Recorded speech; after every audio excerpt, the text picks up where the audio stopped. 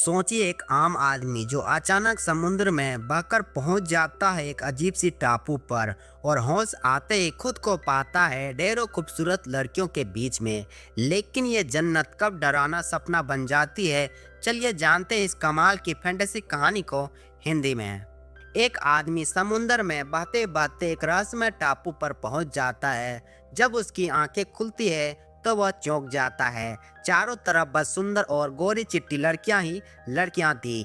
ये जगह थी नारी द्वीप, जहां सालों से कोई मर्द नहीं आया था। इन लड़कियों के लिए वह आदमी जैसे कोई अजूबा था। रानी ने तो वहीं उसे रोकने का फैसला कर लिया।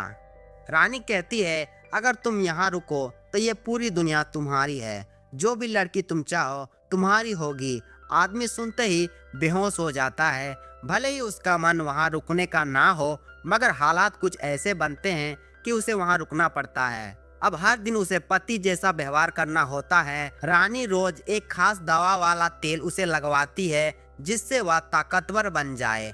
कुछ ही दिनों में रानी को लगने लगता है कि उसकी त्वचा और चमक पहले से भी ज्यादा बढ़ गई है और अब वह हर दिन उसे बुलाने लगी। धीरे धीरे उस आदमी का हालात बिगड़ने लगी। वह थक गया था और अब बस वापस अपना घर लौटना चाहता था, जहां उसकी असली बीवी उसका इंतजार कर रही थी। फिर एक दिन उसे समुद्र में एक नाव दिखी। भले ही उस पर समुद्र डाकू सवार थे, वह झिझके बिना उस पर सवार हो गया। नाव आगे बढ़ ही रही थी कि एक जोरदार तूफान आया और सभी को एक अनजान टापू पर पहुंचा दिया। लोगों ने तय किया कि कुछ खाने पीने का सामान ढूंढा जाए।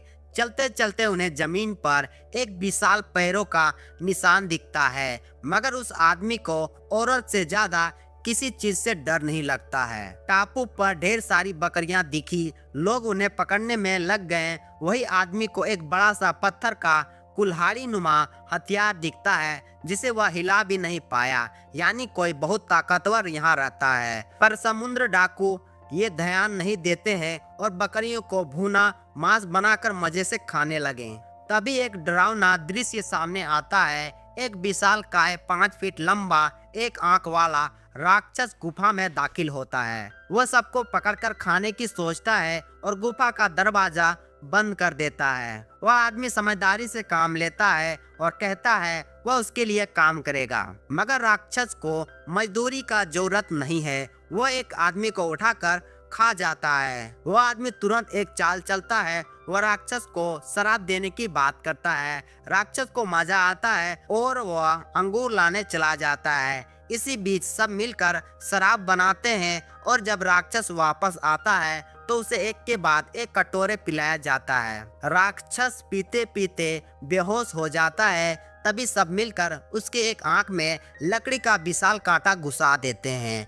राक्षस चीखता है लेकिन गलती से गुफा का दरवाजा खोल देता है। सब भाग निकलते हैं, मगर सफर खत्म नहीं हुआ है। अब उसका सामना होता है एक मोहक आवाज से। वो आवाज एक समुद्र महिला की थी जो असल में जादुई चुड़ैल थी। सबको तो उसने धोखा नहीं दिया, मगर वही आदमी उसके जाल में फंस गया। वह कहती है, यहीं रहो, हमारे पति बन जाओ, वरना तुम्हारे साथियों को जानवर बना दूंगी। आदमी को मजबूरी में रहना पड़ता है और चुड़ैल अपने वादे के मुताबिक सबको इंसान बना देती है। सब लोग इस जादुई जिंदगी में खुश हो जाते हैं, मगर उस आदमी का मन नहीं लग रहा था। हर दिन उसे एक खास तरह का पानी पिलाया जाता है जिससे उसका शरीर मजबूत होता, लेकिन धीरे धीरे उसका उम्र तेजी से बढ़ने लगी। उसने भागने की बहुत कोशिश की, लेकिन चुड़ैल ने उसे बंदी बना लिया।